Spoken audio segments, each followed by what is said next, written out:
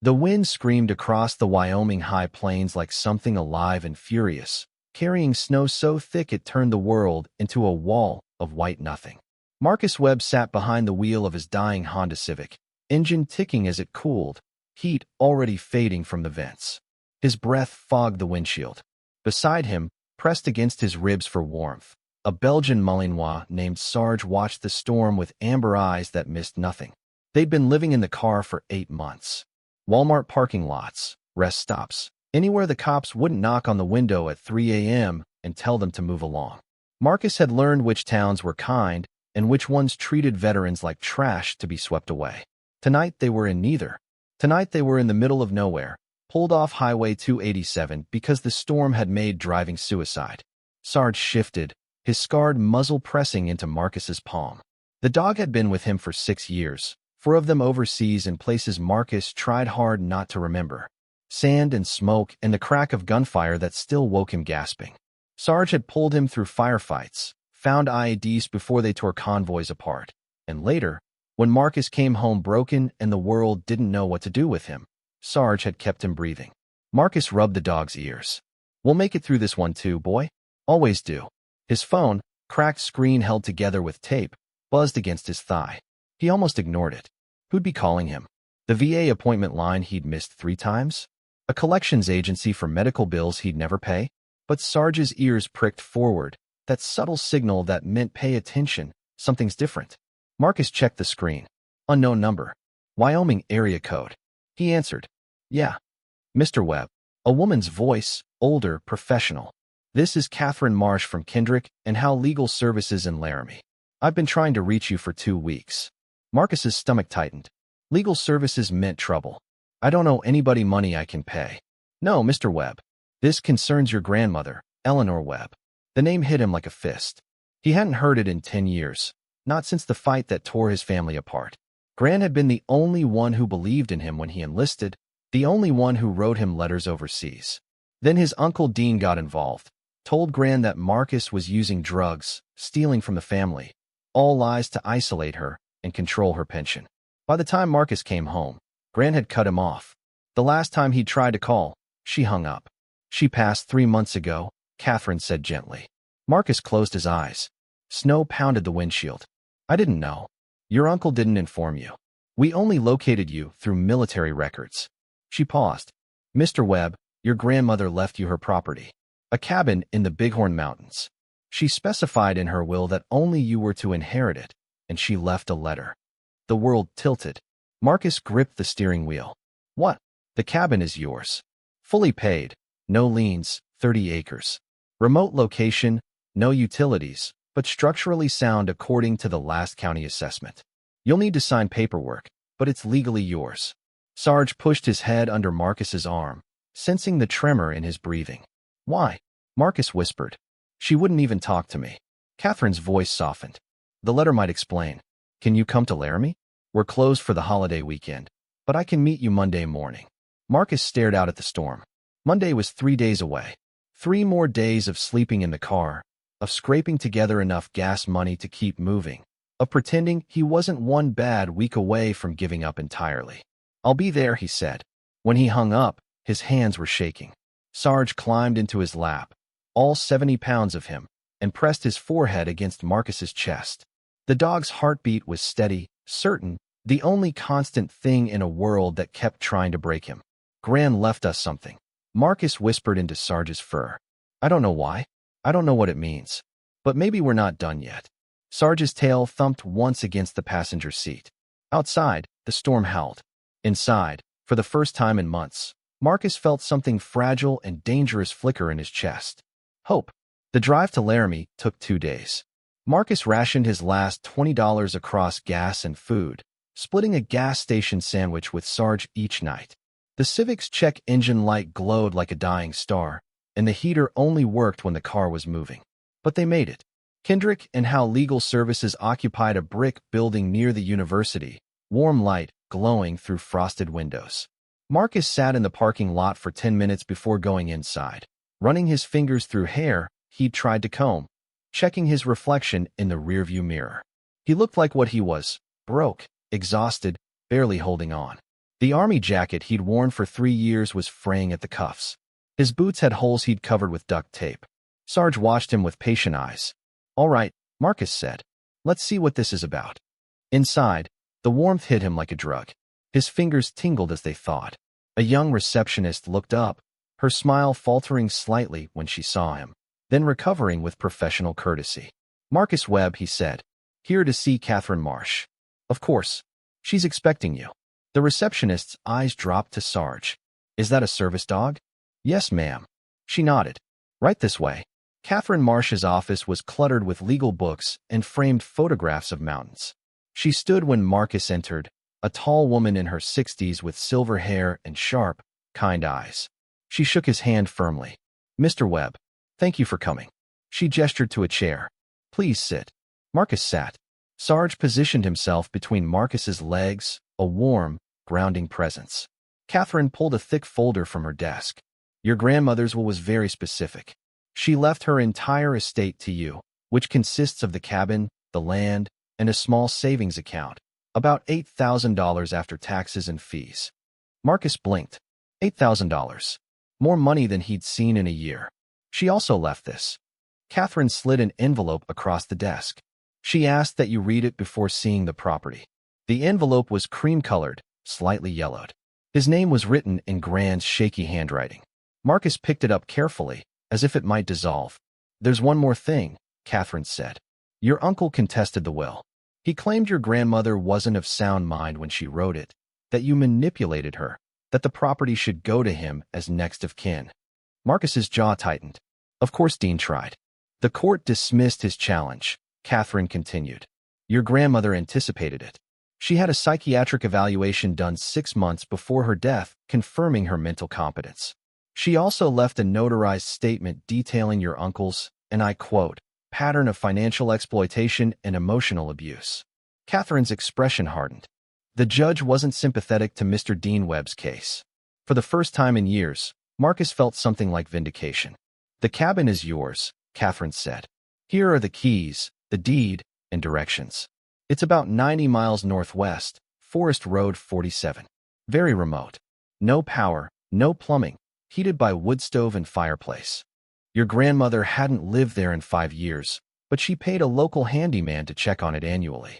Last report said it was weathertight, but cold." Marcus took the keys. They were old, brass, heavy in his palm. Sarge's nose twitched toward them, sniffing with sudden intensity. "Read the letter," Catherine said gently. "Then decide what you want to do." Outside, sitting in the Civic with Sarge pressed against him, Marcus opened the envelope. His hands shook as he unfolded the pages. "My dear Marcus, if you're reading this, I'm gone, and I pray you can forgive a foolish old woman who listened to the wrong son for too long. Your uncle told me terrible things about you, and I believed him because it was easier than facing the truth that my own boy was a liar and a thief. By the time I understood what he'd done, the damage was complete. You stopped calling. You stopped writing. I thought I'd lost you forever. I tried to reach you 3 years ago. Dean intercepted my letters. I tried again last year. He'd changed my phone number without telling me and rerouted my mail. When I finally got a lawyer involved to find you, you were overseas again, unreachable. I was running out of time. So I'm leaving you the cabin. It was always my favorite place, the place your grandfather and I built with our own hands. It holds more than memories, Marcus. It holds truth. When you get there, trust your instincts. Trust your dog. And know that I never stopped loving you, even when I failed you. You were always the best of us. Love, Gran." Marcus read it 3 times. His throat burned. His eyes stung with tears he'd trained himself not to shed. Sarge whined softly and licked his wrist. "She knew," Marcus whispered. "She knew what Dean did." Sarge's tail thumped. Marcus folded the letter carefully, tucked it back in the envelope, and started the car. The engine coughed, then caught. He pulled up the directions on his phone's cracked GPS. 90 miles, he told Sarge. "Let's go see what Gran left us." The dog barked once, sharp and certain, as if he already knew. The road climbed steadily into the Bighorn Mountains, trading highway for Tulane blacktop, then gravel, then dirt rutted with ice. Ponderosa pines crowded close, their branches heavy with snow. The sky turned the pale gray of winter twilight. Marcus drove carefully, the Civic struggling on the steep grade, but the old car held together. Sarge sat upright in the passenger seat, nose pressed to the window, body tense with alertness. Every few minutes he'd glance back at Marcus, then return to watching the forest. It was the same posture he'd held on patrol, that hyper-vigilant scan for threats. Marcus's pulse ticked higher in response, old instincts firing. "What do you smell, boy?" Sarge didn't answer, just kept watching. Forest Road 47 was barely more than a trail. Snow had drifted across it in places, forcing Marcus to slow to a crawl. He passed no other vehicles. No houses. No signs of human life. Just trees and snow and silence. Then the road opened into a clearing. The cabin sat at the far end, backed against a granite ridge that rose like a wall behind it. It was larger than Marcus expected, 2 stories, built from dark timber with a stone chimney rising from the center.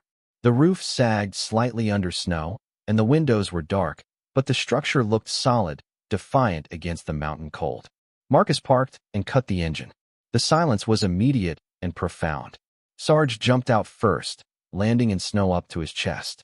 He pushed through it, circling the clearing with his nose down, tracking scents Marcus couldn't perceive. His behavior was strange, purposeful but agitated.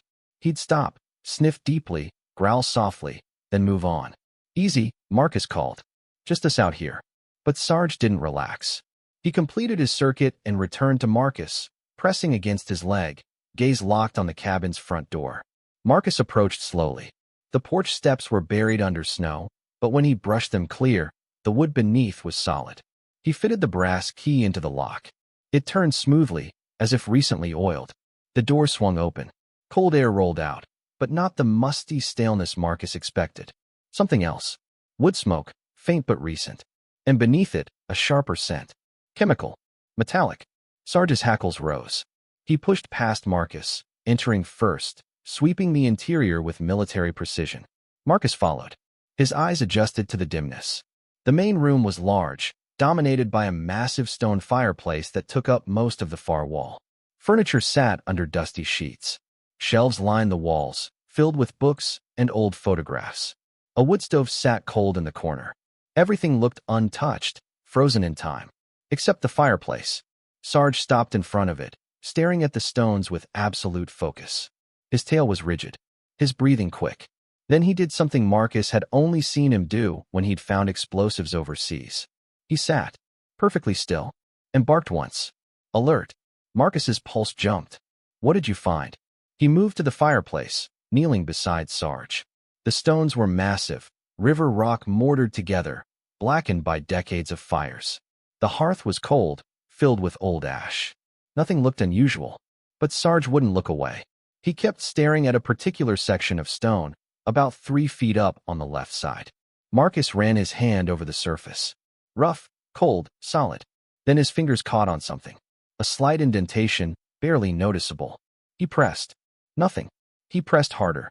A soft click echoed through the cabin. Sarge barked again, louder, more urgent. One of the stones shifted. Not much, just a 1/4 inch, but enough to break the mortar seal. Marcus gripped the edge and pulled. The stone came free, revealing a dark cavity behind it. Inside was a metal box.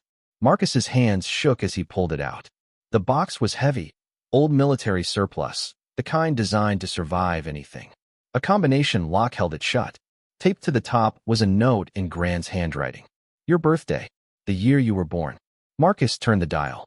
November 7th, 89, the lock clicked open. Inside the box lay 3 things, a leather journal, a stack of old photographs, and a folded piece of paper covered in Grant's writing.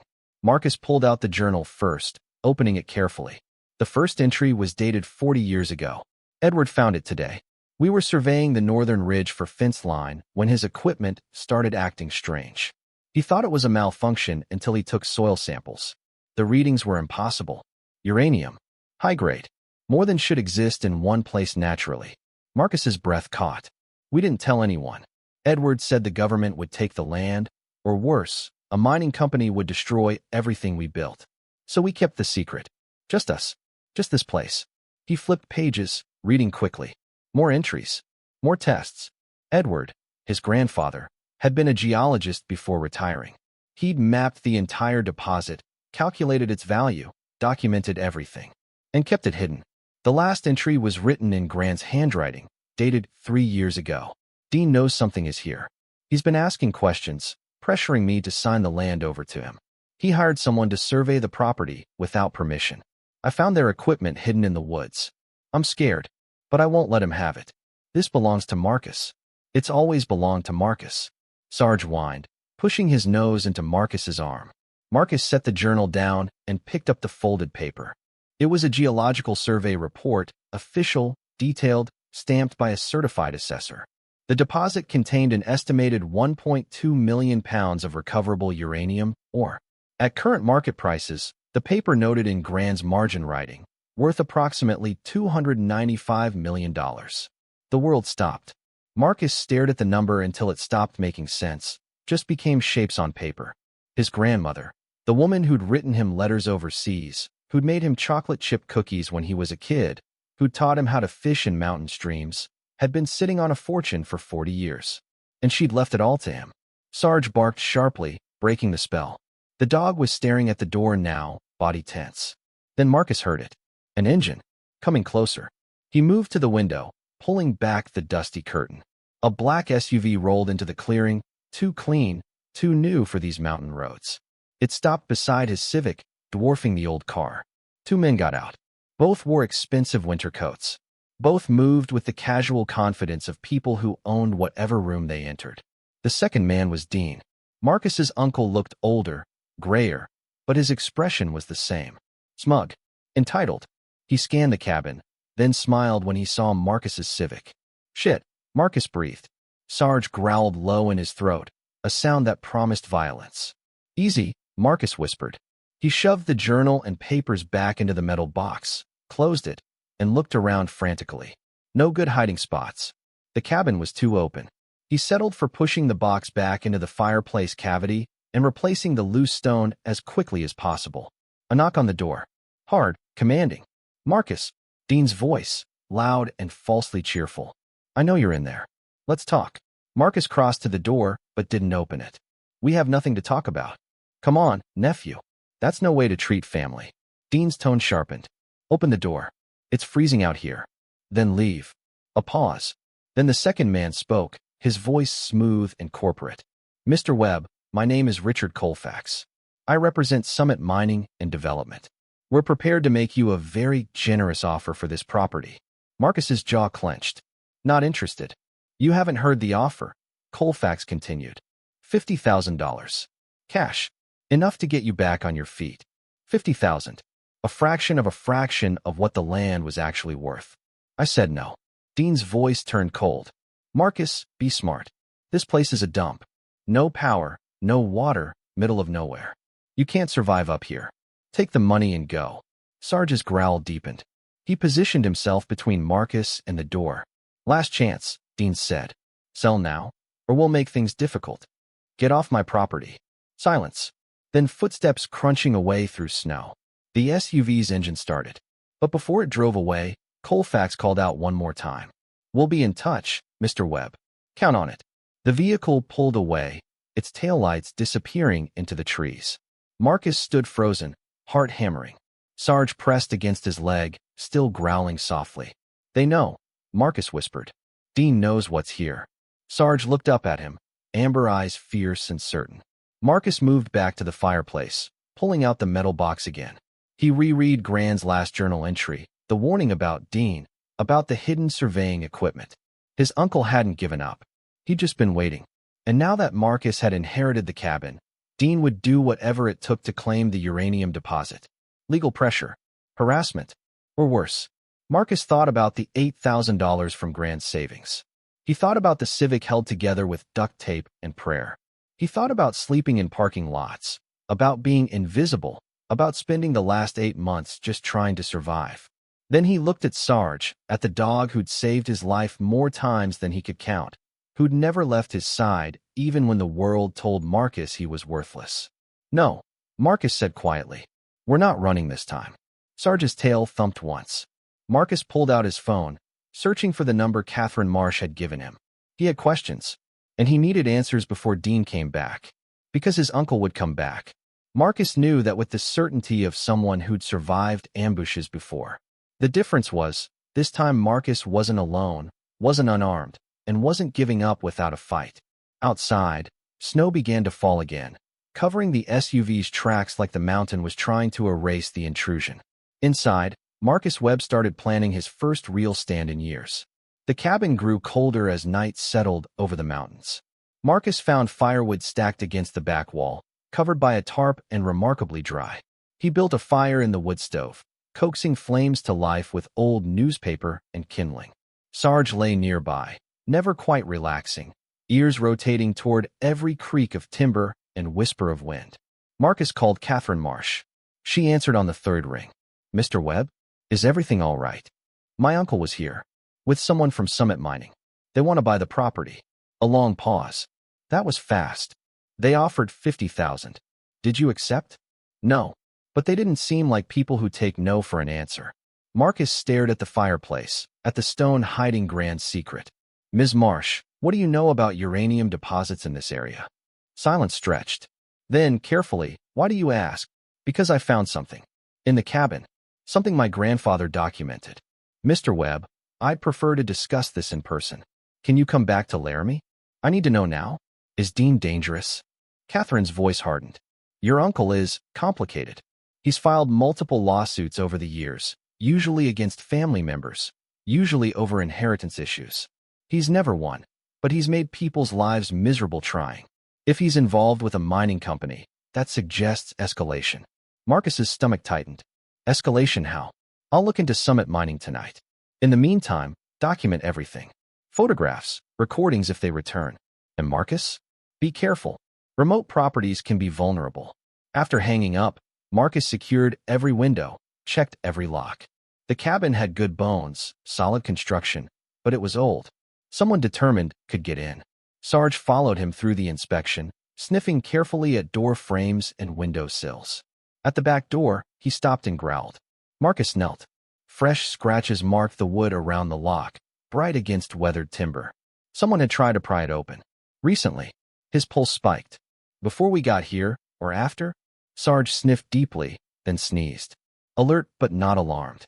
"Old scent, then. Days or weeks, not hours." Marcus reinforced the door with a chair wedged under the knob. Not perfect, but enough to give warning if someone tried again. He spread his sleeping bag near the wood stove, Sarge curling against his side. The fire crackled softly. Shadows danced across the walls. Marcus lay awake, mind churning through possibilities. $295 million. The number was obscene. Life-changing. Dangerous. With money like that, he could get Sarge proper medical care for the arthritis starting in his hips. Could buy a real home, not a parking lot space. Could help other veterans still living in their cars. Could breathe without the constant weight of fear pressing down. But Dean would fight. Summit Mining would fight. People killed for much less. Marcus's hand found Sarge's fur, grounding himself in the dog's steady breathing. "We'll figure it out," he whispered. "Like we always do." Sleep came in fragments, broken by hypervigilance and old nightmares. Sand and blood. Explosions that shook the earth. Sarge barking warnings that came too late. Marcus jerked awake, gasping more than once, and each time Sarge was there, pressing his weight down, reminding Marcus where he was. Safe. Home. Dawn came gray and reluctant. Marcus woke stiff and cold despite the fire. Sarge was already alert, staring at the front door. Marcus listened. Nothing. Just wind. Then Sarge barked. Sharp. Urgent. Marcus grabbed his boots, pulling them on quickly. He moved to the window. Fresh tire tracks cut through the clearing, ending where Dean's SUV had parked yesterday. But no vehicle sat there now. Someone had been here during the night. Watching. Waiting. A folded piece of paper was tucked under the cabin's front door. Marcus retrieved it carefully, half expecting a threat. Instead, he found a handwritten note on expensive letterhead. "Mr. Webb, Summit Mining Development is prepared to increase our offer to $75,000 for immediate sale and transfer of your property. This is a limited-time opportunity. Our representative will return Thursday at noon for your answer. We strongly encourage acceptance. Remote properties can be dangerous, especially for someone without survival skills or proper equipment. Accidents happen in the mountains. Richard Colfax, VP Acquisitions." The message was clear. Sell or face consequences. Sarge growled at the paper as if it carried poison. Marcus crumpled it slowly. They're trying to scare us. The dog's growl deepened. Yeah, me too. He spent the morning exploring the property, Sarge ranging ahead, nose down. The 30 acres were mostly pine forest, steep terrain dropping away on 3 sides. The only access was the road they'd driven in on. Defensible, if it came to that. Marcus's military training kicked in automatically, assessing sight lines, natural barriers, escape routes. He hated thinking that way. Hated that his first instinct was tactical planning. But 8 months living in a car had taught him something important. The world wasn't safe, and preparation mattered. They found the survey equipment Gran had mentioned, hidden under a camouflage tarp near the northern ridge. High-end stuff, expensive, abandoned, but not forgotten. Marcus photographed everything with his phone. Sarge found something else. Following the dog into a dense stand of pines, Marcus discovered a game camera mounted on a tree, aimed at the cabin. He checked the memory card. Empty, but recently. Someone had been here within the last few days, monitoring the property. They've been watching for a while, Marcus murmured. Waiting for Gran to die, waiting for someone to inherit, waiting for their chance. Sarge barked agreement. Back at the cabin, Marcus photographed Gran's journal, the geological report, everything in the metal box. He uploaded copies to a cloud storage account he'd barely used, then emailed everything to Catherine Marsh with a note. If something happens to me, make sure this gets to the authorities. Paranoid? Maybe. But paranoia had kept him alive overseas. His phone buzzed. Catherine calling back. I looked into Summit Mining, she said without preamble. They're a shell company. Registered in Delaware, minimal public information, but the financing traces back to Colfax Industrial Group. Richard Colfax's family has been in mining for 3 generations. They're aggressive, ethically questionable, and very good at what they do, which is acquiring mineral-rich land by any means necessary. They've been sued 6 times in the last decade. Environmental violations, intimidation, 1 case of alleged assault. They always settle out of court with NDAs attached. Marcus's jaw clenched. So they're criminals. Legally, no? Practically, they operate in gray areas. She paused. Marcus, if your grandfather's survey is accurate, that uranium deposit is worth pursuing. Summit knows. Your uncle knows. And they're not going to stop. What do I do? Get the deposit independently verified. I'll connect you with a geologist I trust. Then we file injunctions, restraining orders, whatever it takes to keep Summit away while we establish legal control. Her voice softened. But Marcus, this is going to get ugly. Are you prepared for that? He looked at Sarge, at the cabin his grandparents built, at the life Gran had tried to give him. I don't have a choice. Everyone has a choice. No, Marcus said quietly. Some of us just have fewer options. Catherine was silent for a moment. I'll email you Dr. Sarah Chin's contact information. She's a geological consultant, completely independent. Tell her I sent you. And Marcus? Stay safe. After the call ended, Marcus sat in the growing darkness, fire burning low. Sarge rested his head on Marcus's knee, warm and solid and certain. We could walk away, Marcus whispered. Take the 75,000. Disappear. Find somewhere quiet. Sarge's amber eyes held his gaze. But they'd win. And Gran didn't leave this to me, so I could run. The dog's tail thumped once. All right. Then we fight. Outside, snow began falling again, heavy flakes that caught the firelight like stars. The mountain held its breath. And somewhere in the darkness, Marcus knew, people were watching, waiting, planning their next move. But so was he. Thursday at noon came cold and bright. Marcus had spent 2 days fortifying the cabin, cleaning Gran's belongings, and documenting everything. Dr. Sarah Chun had agreed to visit Saturday, weather permitting. Catherine Marsh was drawing up legal paperwork. Slowly, pieces were falling into place. Sarge heard the vehicle first. His ears snapped forward, body tensing. Marcus moved to the window. The black SUV rolled into the clearing exactly at noon. Richard Colfax stepped out, expensive coat immaculate despite the mountain mud. Dean emerged from the passenger's side, smiling that familiar smug smile Marcus remembered from childhood. A third man exited the back seat. Massive, silent, wearing tactical gear barely concealed under his jacket. Security. Or muscle. Marcus's pulse ticked higher. He stepped onto the porch, Sarge flanking him, lips pulled back in a silent snarl. Mr. Webb. Colfax called cheerfully. Have you considered our offer? I have. The answer's still no. Colfax's smile thinned. That's unfortunate. We were hoping to resolve this amicably. It's resolved. This is my property. You're trespassing. Dean laughed. Jesus, Marcus, you're living in a freezing shack with no power. Take the money and stop being stupid. Go to hell, Dean. You ungrateful. Dean started forward, but Colfax held up a hand. Mr. Webb, let me be direct. This property sits on valuable mineral deposits. We have geological surveys. We have prospecting rights in this region. Whether you cooperate or not, we will extract those minerals. Not from my land. Your land is inaccessible without crossing Summit property. The only road runs through our leased territory. Colfax's expression hardened. We can make your life very difficult. No access. No supplies. Completely isolated. Marcus's jaw clenched. Then I'll sue for easement rights. That'll take years. Can you survive years up here alone? Sarge's growl rolled across the clearing like thunder. The big security guard shifted, hand moving toward his coat. Tell your man to relax, Marcus said quietly. My dog's protective. Colfax glanced at the guard. Stand down. Then back to Marcus. Last offer. 100,000. Cash. Today. Sign the deed transfer and walk away clean. No. You're making a mistake. Wouldn't be my first. Something changed in Colfax's eyes. The corporate mask slipped, revealing something colder underneath. Your grandmother made the same mistake. Stubborn old woman wouldn't listen to reason. Marcus went very still. What did you say? I said your grandmother. You talked to her? When?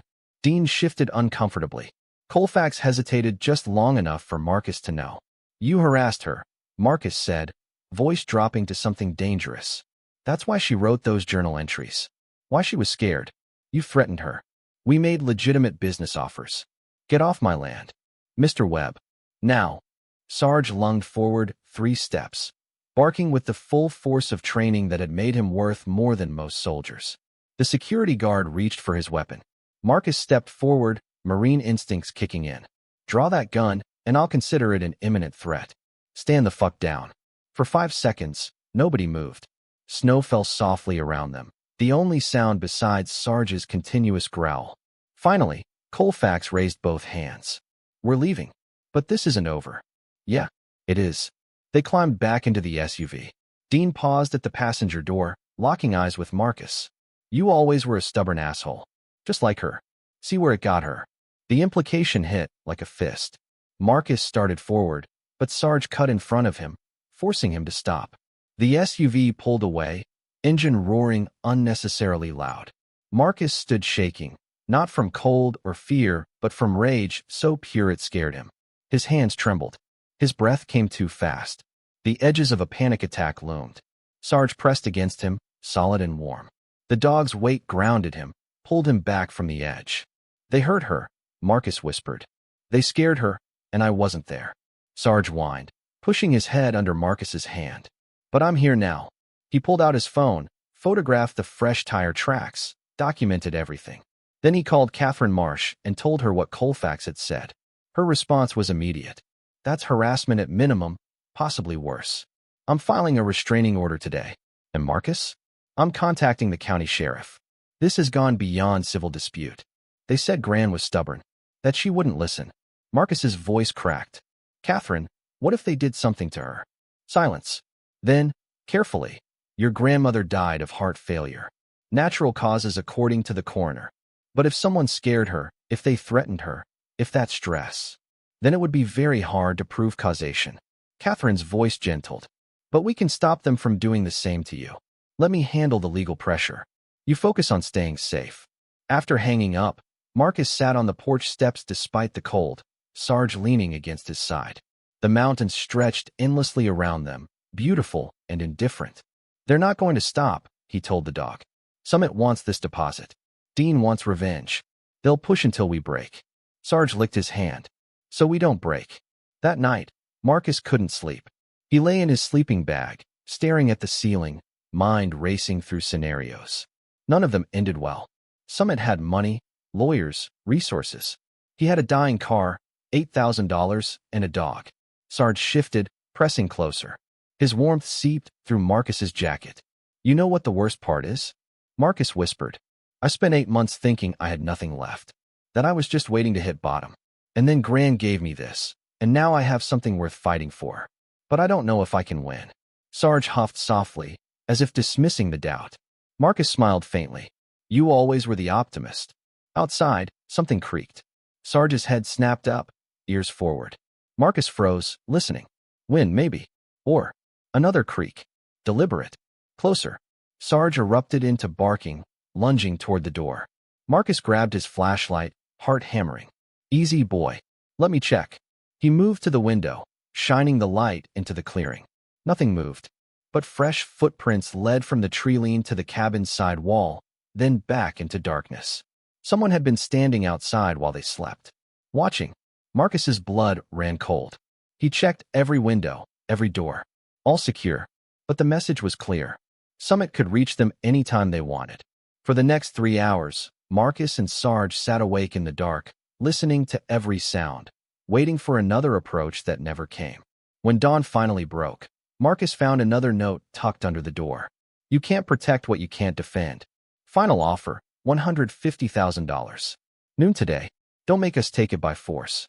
Marcus crumpled the paper, jaw set. He had until noon to figure out his next move. But first, he needed reinforcements. He called Dr. Sarah Chun, explained the urgency, begged her to come today instead of Saturday. She hesitated, then agreed after hearing the threat in his voice. She'd arrive by mid-morning with portable testing equipment.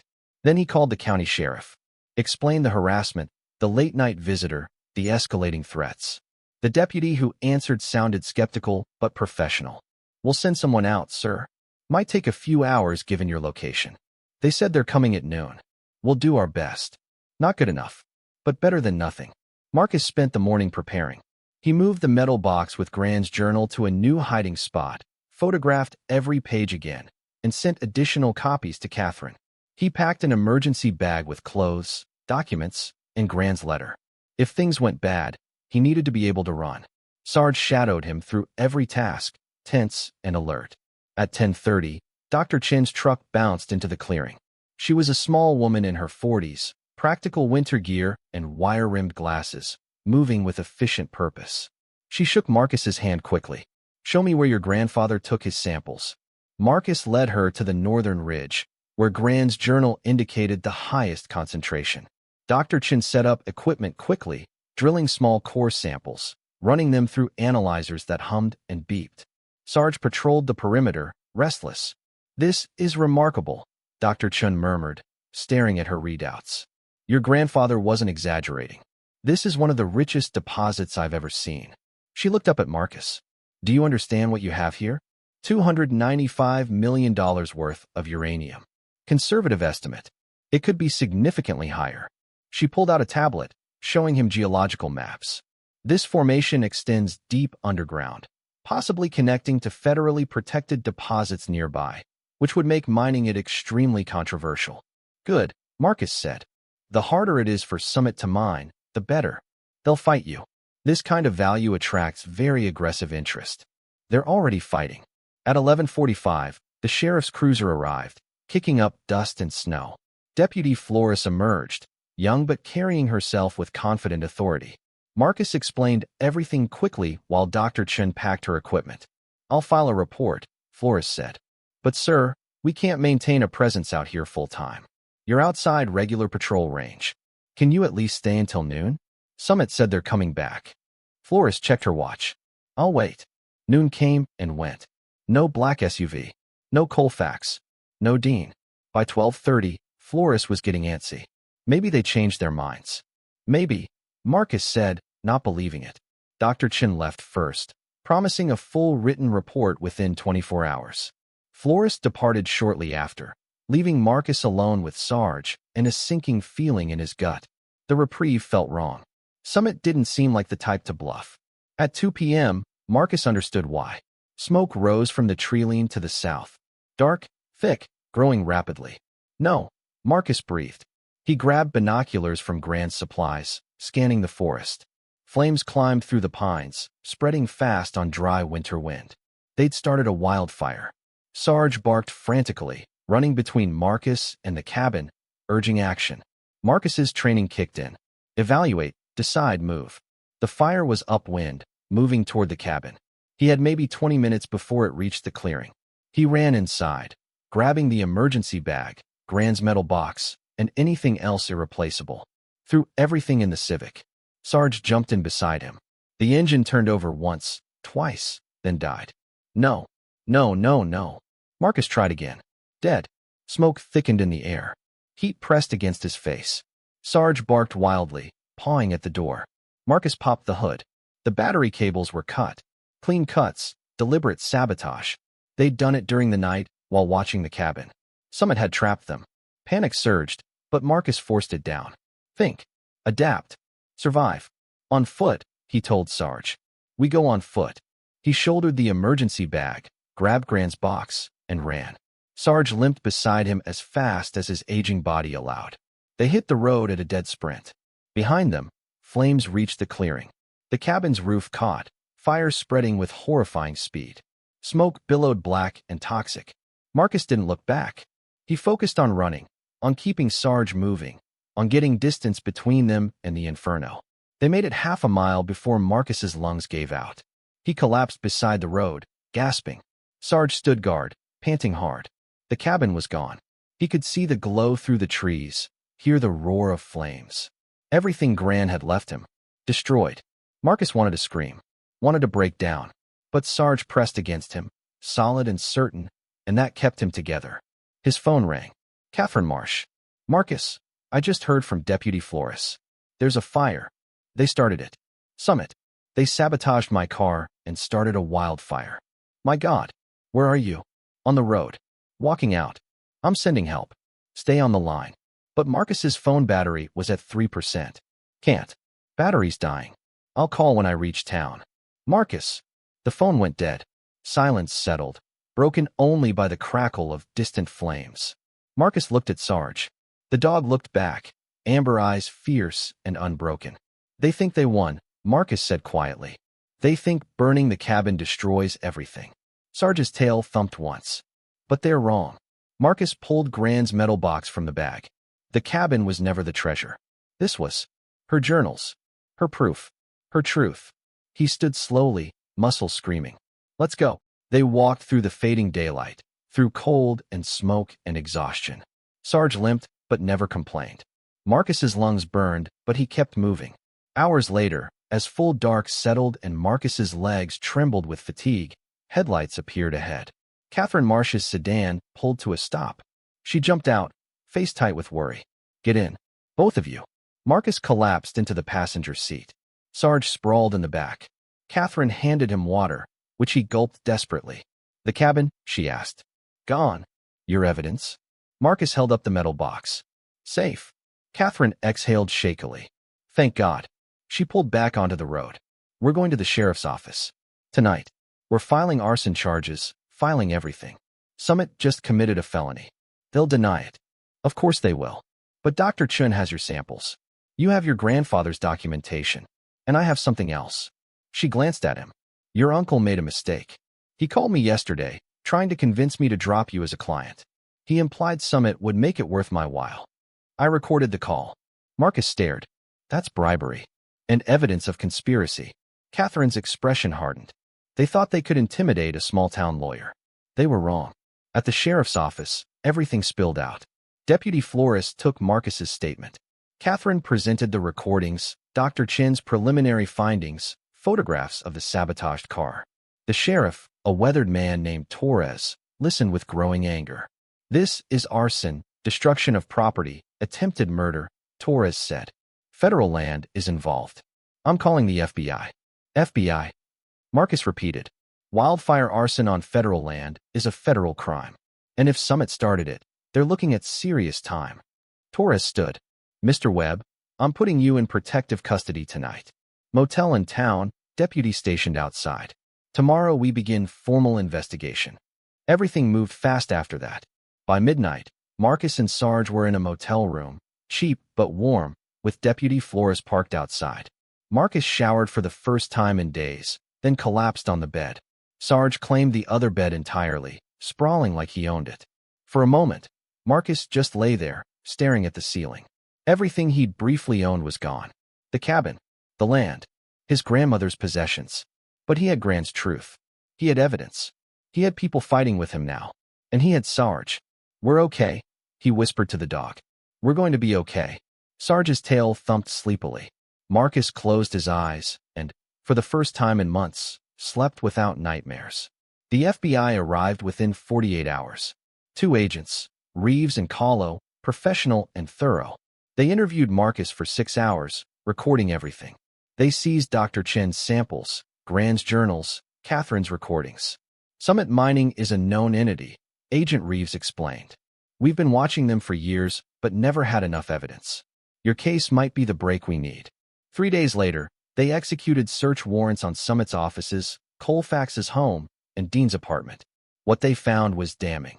Internal emails discussing accelerated property acquisition, payments to a fire-starting specialist, communications showing Dean had fed Summit information about Grant's health, her property, her vulnerabilities. "Your uncle was working with them for months," Catherine told Marcus over coffee at a local diner. Sarge lay under the table, head on Marcus's foot. "He tried to manipulate your grandmother into signing over the land. When she refused and changed her will, he partnered with Summit to go after you instead." "Why?" Marcus asked quietly. "It's just greed." According to the emails, Summit promised him 20% of the profits. $50 million. Marcus's stomach turned. His own uncle had tried to kill him for money. "But there's good news," Catherine continued. "The state fire marshal determined the wildfire was arson. They found accelerant traces. Combined with the FBI evidence, the DA is filing charges against Colfax, 3 Summit executives, and Dean." "What about the property?" "Legally still yours. The structure is gone, but the land and mineral rights remain intact." She smiled slightly. "And with Dr. Chen's verification, you can now pursue development or sale on your terms." Marcus stared into his coffee. "I don't want to sell."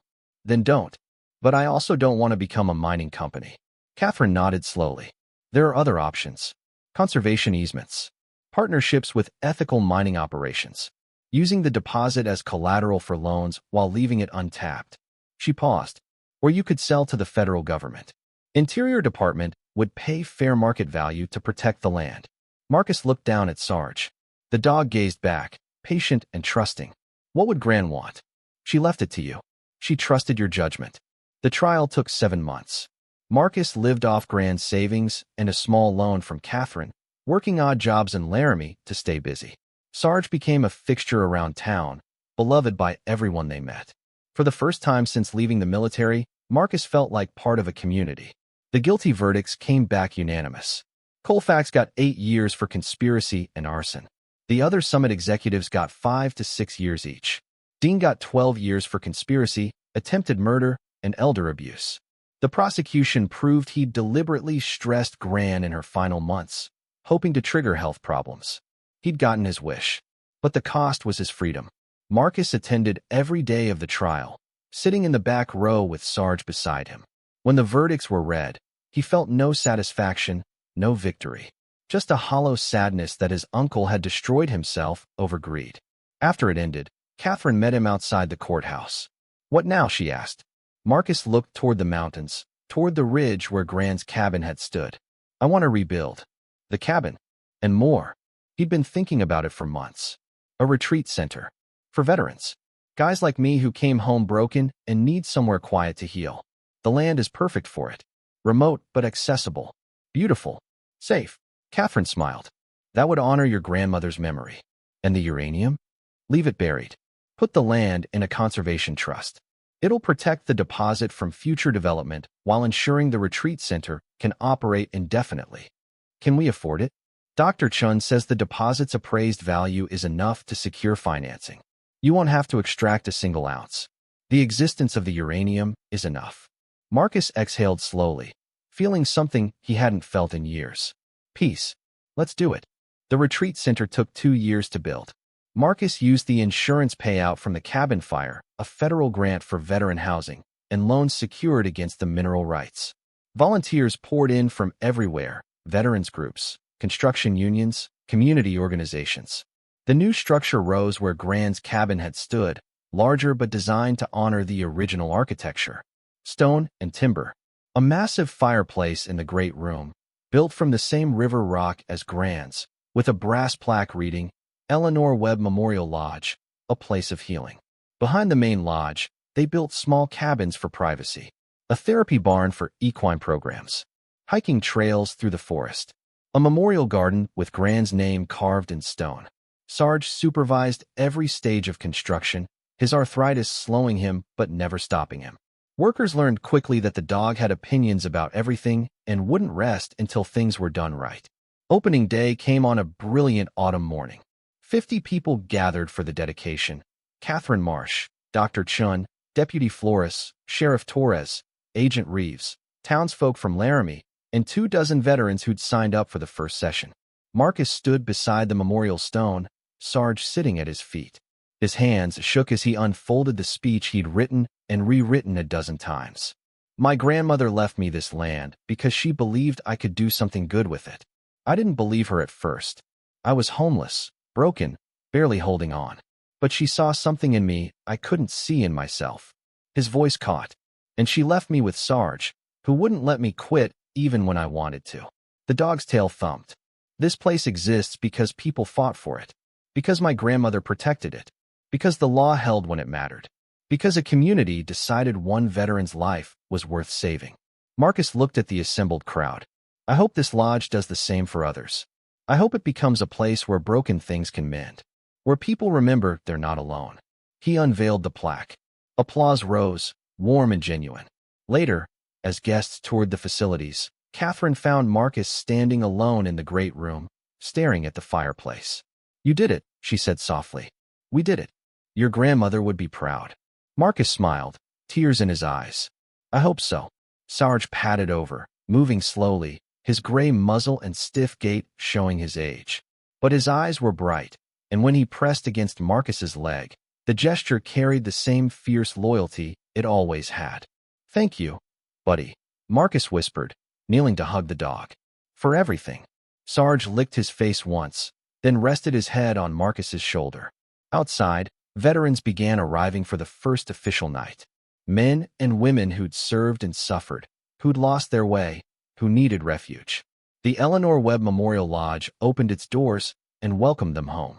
And somewhere in the mountains, in the stone and timber and earth, Grand's secret remained buried, protected, transformed from a fortune worth millions into something more valuable, a place of healing, a promise kept, a future built on love instead of greed. Marcus Webb had inherited more than land. He'd inherited purpose, and with Sarge beside him, he'd honored it. The mountains held them both gently, whispering the same truth Grand had known all along. Some treasures are only found when you're willing to fight for them. And the richest deposits aren't measured in dollars, but in lives transformed, dogs who never quit, and love that survives everything, including the cold. 2 years after opening, the lodge had become something Marcus never imagined. 43 veterans had passed through the program, and 22 had stayed in touch, rebuilding their lives with the tools they'd learned on the mountain. The waiting list stretched 6 months out, but success brought visibility, and visibility brought complications. Marcus was in the lodge's office, reviewing grant applications, when Sarge lifted his head from the dog bed Catherine had bought him. The old Malinois moved slower now, his back legs sometimes dragging, but his instincts remained sharp. His ears rotated toward the window. Then he growled, low, uncertain, a sound Marcus hadn't heard in months. What is it, boy?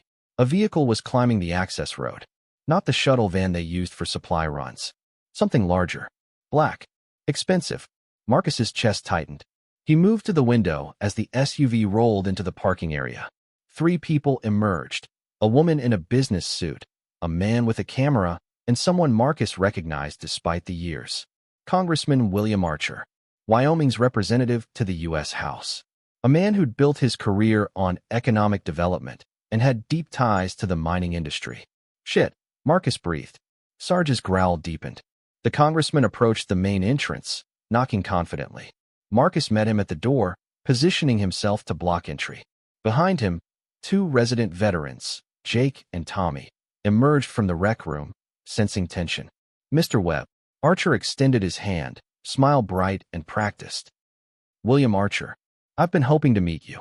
Marcus didn't shake. What do you want? The smile faltered. I want to talk about the future of this facility. May we come in? No. Archer's expression hardened slightly. Mr. Webb, I'm here in an official capacity.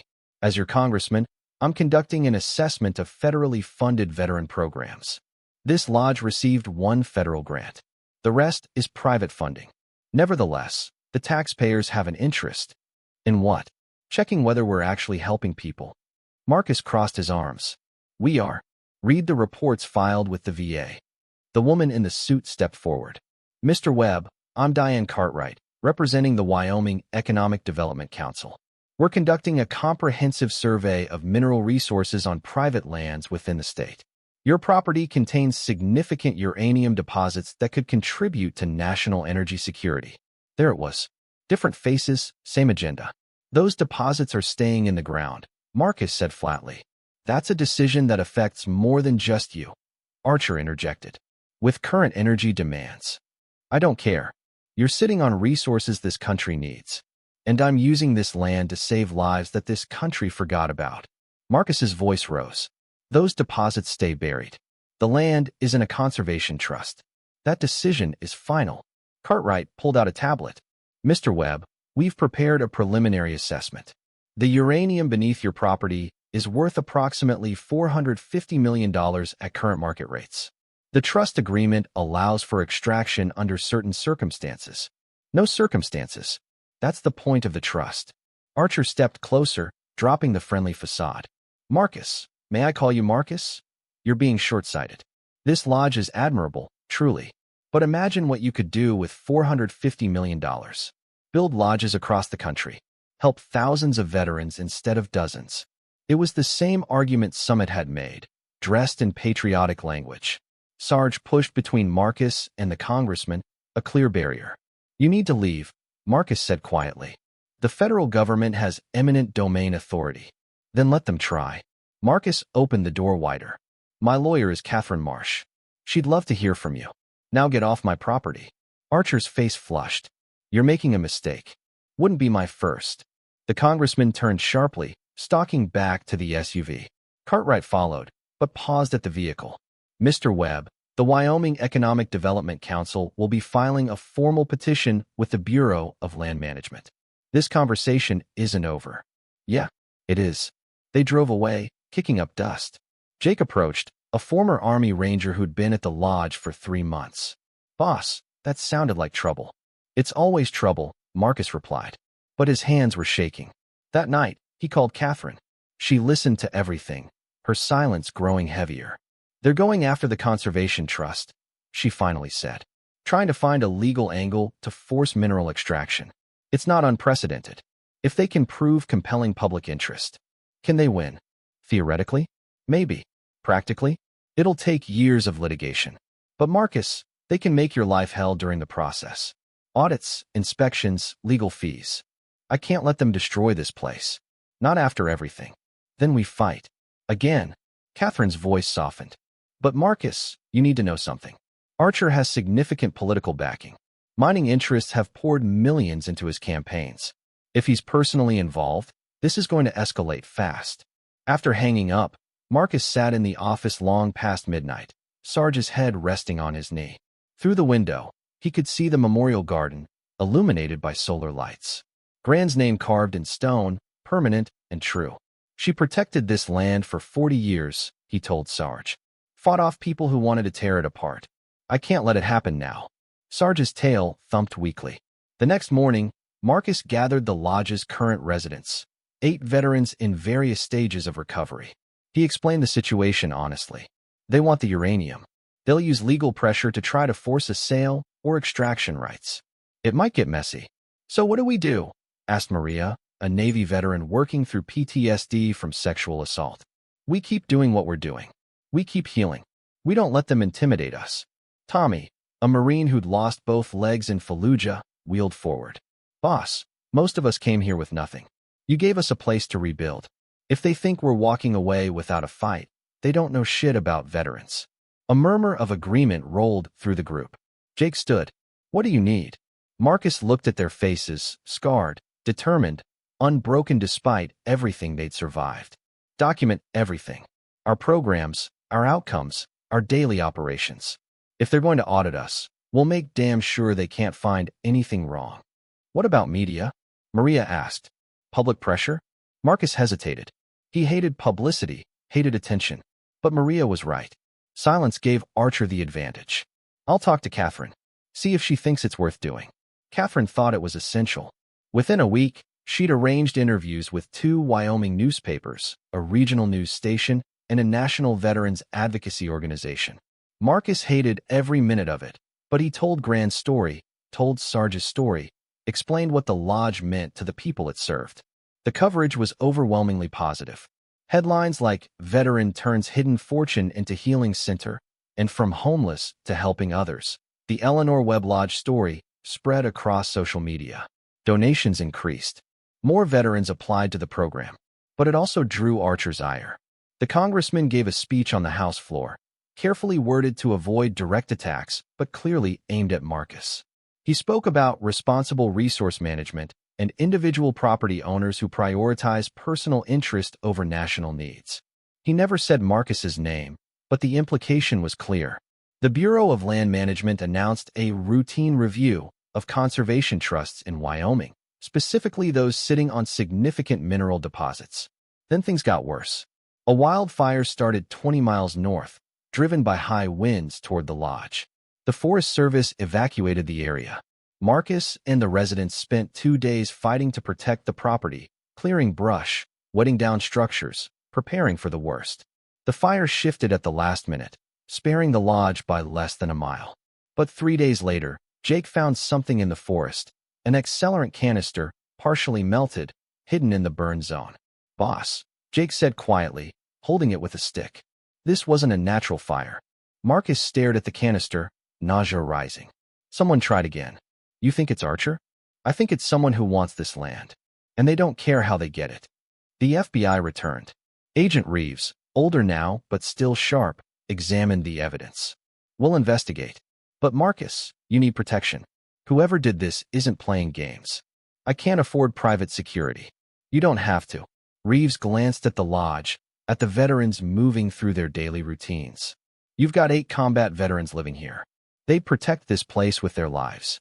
"That's what I'm afraid of." But the residents insisted. Tommy organized a watch rotation. Maria, who'd been military police, established security protocols. Jake, with his ranger training, mapped defensive positions and evacuation routes. "We're not losing this place," Tommy told Marcus. "Not to fire. Not to politicians. Not to anyone." Sarge, despite his age and failing legs, insisted on joining the watch rotations. He'd position himself at entry points, alert and vigilant, refusing to rest until Marcus carried him to bed. "You're too old for this," Marcus would whisper, settling the dog onto his cushioned bed. Sarge would huff, as if disagreeing, but his body trembled with exhaustion. Dr. Hayes visited weekly now, monitoring Sarge's declining health. "His spine is deteriorating," she told Marcus gently. "The arthritis is progressive. He's in pain, Marcus. I can manage it with medication, but it's only going to get worse." "How long?" "Months. Maybe a year if we're lucky. But quality of life matters more than quantity." Marcus knew she was right.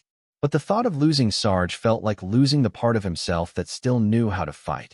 3 weeks after the arson attempt, the Bureau of Land Management delivered its finding. The Conservation Trust was potentially problematic given national security implications of domestic uranium supply. They recommended the trust be dissolved and the mineral rights sold to the federal government, with extraction rights leased to private industry. Catherine called immediately. "They're steamrolling us. This isn't normal BLM process. Someone's pushing hard." "Archer, I can't prove it, but yes. I think so. What do we do?" "File an appeal. Go to court." "But Marcus, the legal fees alone will bankrupt the lodge." Marcus sat in silence, feeling the walls close in. They'd survived summit mining, survived arson, built something beautiful from ashes. And now the government itself was coming for them. "There has to be another way," he said. "There might be." Catherine's voice was careful. "But you won't like it. Tell me. Go public. Bigger than before. National media. Make this lodge a symbol. force Archer to back off or face massive public backlash. Marcus closed his eyes. More cameras, more attention, more exposure for the residents who came here specifically to escape the world. They'll use our stories, he said quietly. The residents. Their trauma, their struggles. Turn them into sob stories for ratings. Not if we control the narrative. Not if we're strategic. I don't want to exploit them. You're not. You're protecting them. And Marcus? They want to fight. I've talked to Maria and Tommy. They're ready to tell their stories if it saves this place. Marcus looked at Sarge, curled on his bed, gray muzzle twitching in sleep. Set it up, he finally said. Whatever it takes. The national news segment aired on a Thursday evening. 60 Minutes. A reporter named Sarah Chun, no relation to Dr. Chun, spent 3 days at the lodge, interviewing residents, filming the programs, documenting the transformation that happened on the mountain. The piece opened with Marcus's story. Homeless veteran inherits grandmother's cabin, discovers fortune, turns it into healing center. Then it profiled residents. Maria talking about finding safety after military sexual trauma. Tommy describing how the lodge taught him to live with his injuries. Jake explaining how the community pulled him back from the edge of suicide. The reporter confronted Congressman Archer, asking pointed questions about his connections to mining companies and the timing of the BLM review. Archer stumbled, deflected, claimed national security interests. But isn't it true, Chen pressed, that you've received over $300,000 in campaign contributions from uranium mining companies? That's a matter of public record and completely legal. And isn't it convenient that you're pushing for mineral extraction on land owned by a veteran who refused to sell to those same companies? The segment ended with footage of the memorial garden, Grand's name in stone, and Marcus's quiet words. My grandmother protected this land because she knew some things are worth more than money. We're not changing that. Not for Archer, not for anyone. The response was immediate and overwhelming. Social media exploded. Hashtag SaveEWLodge trended nationally. Veterans organizations issued statements of support. Editorial boards across the country condemned Archer's actions. Donations flooded in. Small amounts from thousands of people, enough to fund operations for years. 3 senators called for an investigation into the BLM's review process. Archer's office released a statement claiming mischaracterization and out-of-context quotes, but the damage was done.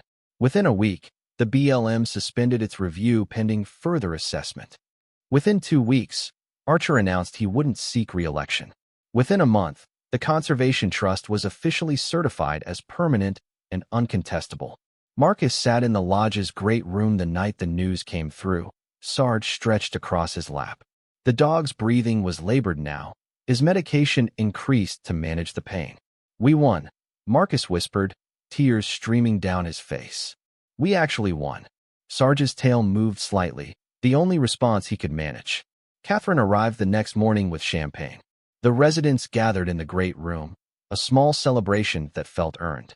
They protected their home, proven that even broken people could fight impossible battles and win. But the victory felt bittersweet to Marcus, because he could feel Sarge fading, each day a little weaker, a little more tired. Dr. Hayes pulled him aside. It's time to think about quality of life. He's suffering, Marcus. The medication isn't enough anymore. I know. Do you want me to come next week? We can do it here, peacefully, where he's comfortable. Marcus couldn't speak. He just nodded. That week was the hardest of Marcus's life. Harder than war. Harder than homelessness. Harder than fighting Summit and Archer combined. He spent every moment with Sarge. They sat in the memorial garden while Marcus told stories about their time together. The deployments, the survival, the journey to this mountain. Residents came to say goodbye, each one kneeling to thank the old dog for his service, his protection, his quiet strength. Sarge's tail would thump weakly for each visitor, his eyes still bright with intelligence even as his body failed. The night before Dr. Hayes's visit, Marcus carried Sarge to the great room fireplace, settling him on blankets in front of the flames. The same fireplace where Grant's secret had been hidden, the heart of everything they'd built. You saved me, Marcus whispered, holding Sarge close. Every single day for 8 years. You never quit on me. Never gave up. I don't know how to do this without you. Sarge pressed his muzzle into Marcus's chest, breathing slowly. But I'll try. Because you taught me how. You taught me that loyalty matters, that fighting for what's right is worth it, that broken things can heal if they're given the chance. Marcus's voice cracked. Thank you, buddy, for everything, for being the best partner I ever had. They stayed there all night, man and dog, while the fire burned low and the mountain held them both. Dr. Hayes arrived at dawn. She moved quietly, respectfully, understanding the weight of the moment. The residents gathered outside, keeping vigil. Marcus held Sarge's head in his lap, stroking his ears the way he'd done thousands of times. You're going to run again, Marcus whispered. No pain, no exhaustion, just running through mountains that never end. And someday, I'll meet you there. But not yet. I've still got work to do here. Sarge's amber eyes held his gaze, trusting completely. Dr. Hayes administered the sedative first. Sarge's breathing slowed, deepened, his body finally relaxing after years of vigilance. Then the final injection. Marcus felt the moment Sarge left, felt the absence like a physical wound. He held the dog's body, sobbing openly, while Dr. Hayes stepped back to give him space. The residents buried Sarge in the memorial garden at sunset, next to Grand's stone. A new marker was placed. Sarge, Belgian Malinois, warrior, guardian, friend. He never quit. Marcus stood alone after everyone else had gone inside, staring at the fresh earth. I'll make it mean something, he told the graves. Everything you both fought for. I won't let it be wasted. The wind whispered through the pines, carrying no answers, just the quiet promise of time continuing. Inside the lodge, life went on. Veterans healed. Programs ran. The mountain held them all. And Marcus Webb, once homeless and broken, now stood as proof that some fortunes can't be measured in dollars. That loyalty builds stronger foundations than greed ever could. That love, from a grandmother, from a dog, from a community, can transform a dying cabin on a frozen mountain into something that saves lives. The uranium stayed buried. The lodge stayed open. And every night, Marcus would stand by the fireplace, running his fingers over the stone where Grand's secret once hid, remembering the two beings who'd refused to let him fall. Some treasures, he'd learned, are only found when you're willing to lose everything to protect them. And the richest deposits aren't extracted. They're honored, preserved, and passed on to those who come after, searching for the same thing Marcus once searched for in a frozen Wyoming parking lot. A reason to keep fighting, a place to call home, and the unshakable knowledge that they matter, that they're worth saving, that they're not alone. The Eleanor Webb Memorial Lodge stood as testament to that truth, and it would stand for generations. Because some mountains don't give up their secrets. They transform them into sanctuaries. And some dogs never really leave. They just wait in the shadows, amber eyes watching, until their person is ready to run beside them again.